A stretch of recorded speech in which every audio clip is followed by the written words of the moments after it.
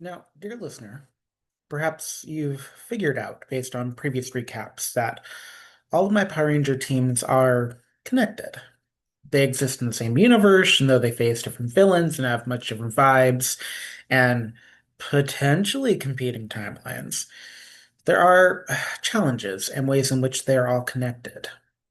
And today, next episode, and future episodes both of Rise and the podcast, potentially Centurion Ridge, maybe an upcoming event, we'll all begin to examine exactly what is much larger in this universe, in my universe, than anyone can possibly anticipate, and that Zordon not having all the answers in season two is not by mistake, and not for the reason that some may think.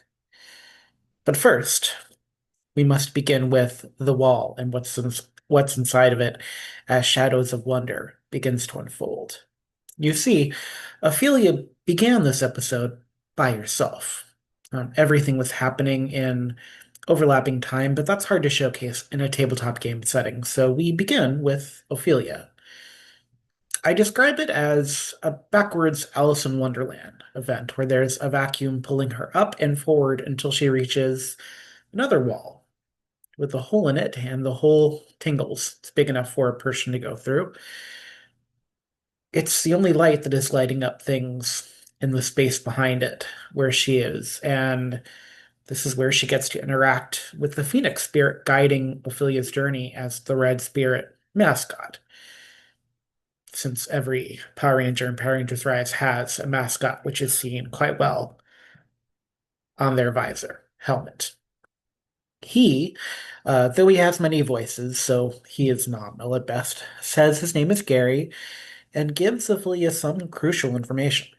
For instance, she is no longer in Saint Honore, but many miles away, and he does not know why. He says that she stands as a linchpin for the safety of the universe, but does correct that just because she is the Red Ranger doesn't mean she necessarily has to be the leader and to have that pressure. It's just that red is a very eye-catching color, and courage is a very dominant trait in Red Rangers. But any ranger can have courage.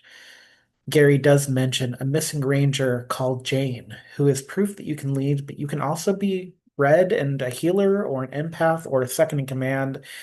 And being a ranger is really what you make of it. For more about Jane, there'll be information in the description of the video leading toward my podcast stories, so you can catch up with Jane's narrative. Gary mentions Zordon and all that he doesn't know, but also all that Gary himself does not know, like what is on the other side of the hole. Gary does say there are often not many ways backwards that are not also forwards as well, so Ophelia gathers courage and moves through the hole.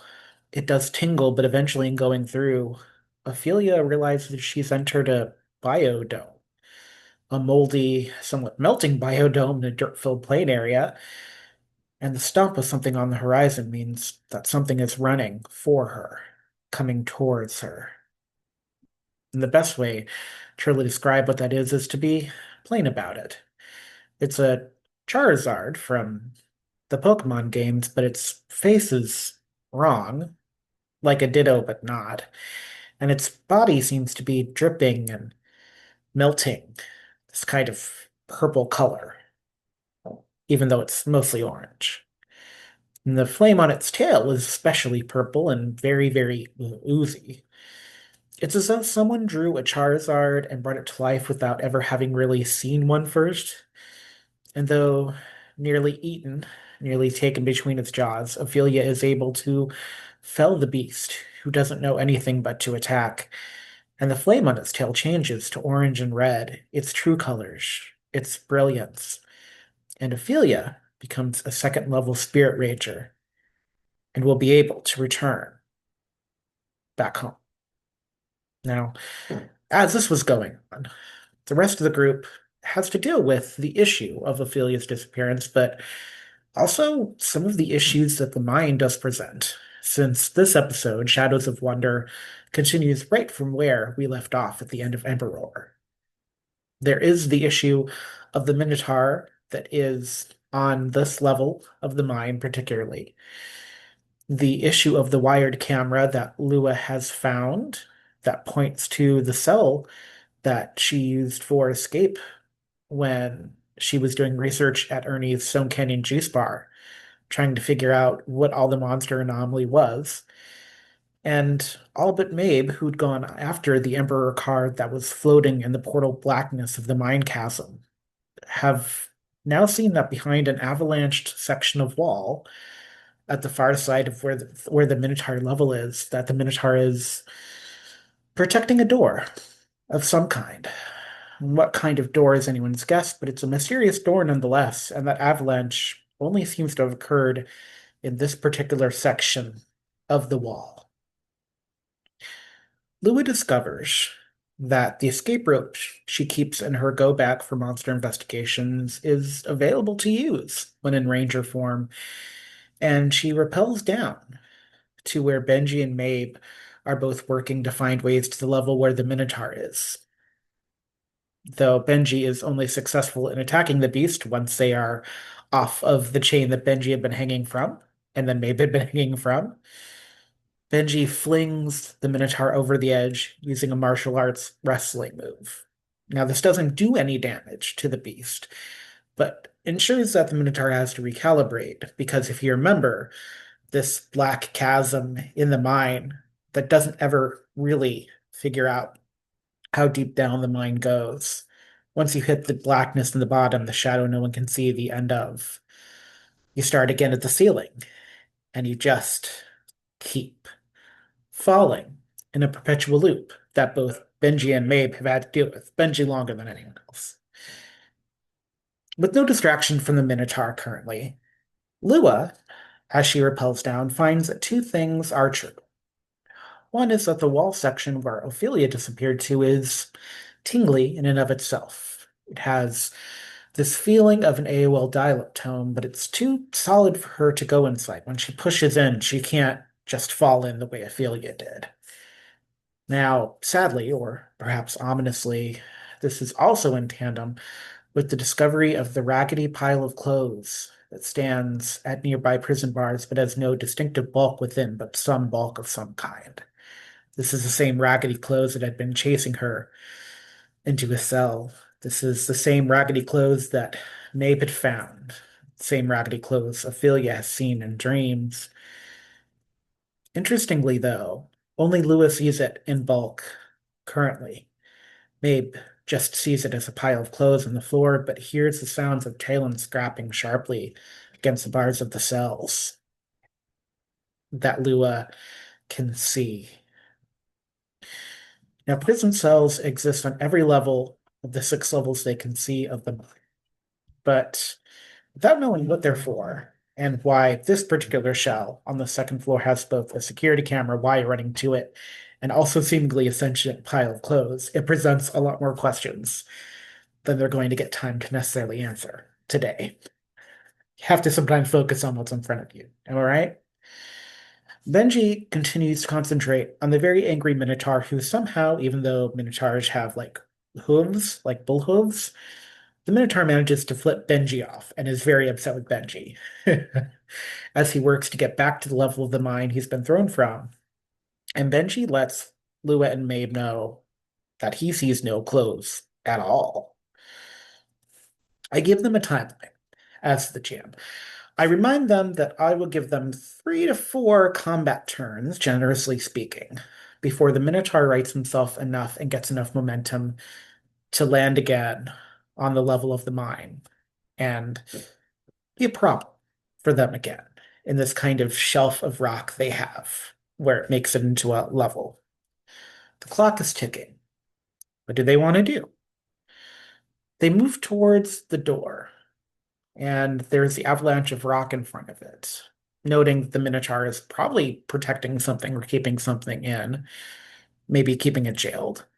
So Lua and May both start to try to use both their spirit blasters and sort of manual labor to dig out the avalanche of rocks, which are heavy mine rocks. And Lua and Mabe can both hear the talons continuing to scrape and get angrier and angrier as they work. Using both brute strength and their blasters, they do make little work of the rock, but then Benji notes a special marking in a place where silver rocks can be pulled away, making the door much closer to being opened if they can get away that set of rocks, or at least give them like a little thing they can climb into to get to the door, which they discover has no lock on it. So once they can get through, they can open it.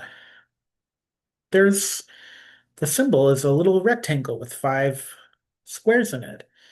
And Lua, because she's done the research, notes that she thinks it might be from the Centurion Ridge Rangers. They are a curious and controversial newer Ranger team that has popped up recently online, maybe in the past 4 or 5 months, but they don't actually seem all that welcome in Centurion Ridge at all. Now they do get to the door. They get the door open, and behind the door is a man with long hair, very gaunt, chained up with a blank table before him. He asks if everything still exists, talks a little bit about surviving on eating moss, which he did not enjoy, and that if they are actually there, and if they're there to free him. He doesn't know who they are exactly, only that they are not Leia. And of course, anyone that's been watching or listening to the Centurion Ridge part of the podcast, the live play, knows that that's Leia. And of course, there'll be a link to that. And you can be enlightened a little bit by knowing exactly when Leia was here and why. Still, the mysteriously gaunt, chained up man is relieved to see them all the same. The team, of course, breaks the stranger's chains and he proclaims he's a friend of the Angel Grove Rangers, not an enemy to anyone. And the Minotaur comes calling. Mabe protects the stranger as Lua and Benji take turns fighting, but while the Minotaur's back is turned, and before Benji can use the strange little train ring that he's received, or even attempt to, Ophelia appears from the space in the wall where she'd been taken behind the Minotaur, and her upgraded spirit blaster spits fire at the Minotaur's back, doing enough damage that the Minotaur goes prone, and Benji can again send him sailing off towards the black chasm of the mine floor so they can escape. The man, before he faints, introduces himself as Latour Finn, asking about the smoke, the fog from Angel Grove, proclaiming he never thought he'd see the sun again, and promising some answers that leads into the title for next session, Lucky, Session 7. What happened to Angel Grove? Now, there are a couple of post-session codas here, of course. Because they won the coin toss between themselves and Mabe, Lua decided to test the wall section again now that Ophelia had returned, and will find themselves in the same predicament as Ophelia was before. But what will be seen by them? Will it be the same? And will the spirit of Alicanto help or hinder, since they have a Thunderbird? And what will happen to Angel Grove? Why is it now a dead city, as some have proclaimed? Why is it no longer online either? Well, as the podcast season 3 called Corrupted is set to unfold in the new year and answer the questions of what happened to the Sentinel spirits and the Rangers that willed them and to Quentin, and if he even survived or could even be redeemed, everything truly will show to be connected. And I'll leave a link to my podcast stories where you can find out about the plight of the Angel Grove Rangers in seasons 1 and 2, becoming Mighty and Morphin and Sentinels of Senior Year. If you just scroll down a little bit to the Tales of the Power Ranger universe, you should hopefully be able to see all that. And season 3 Corrupted when it happens. And stay close, even if you're just watching this. Latour knows about the Nobody virus. He calls something Mr. Nobody. Latour can fill in the blanks from after Lua left Angel Grove in the midst of the season 2 podcast, and may hold the key to the Spirit Ranger's destiny. He seems to know enough about the Rangers, at least. After all, as Gary has said, Ophelia's spirit. The entire universe is depending on them.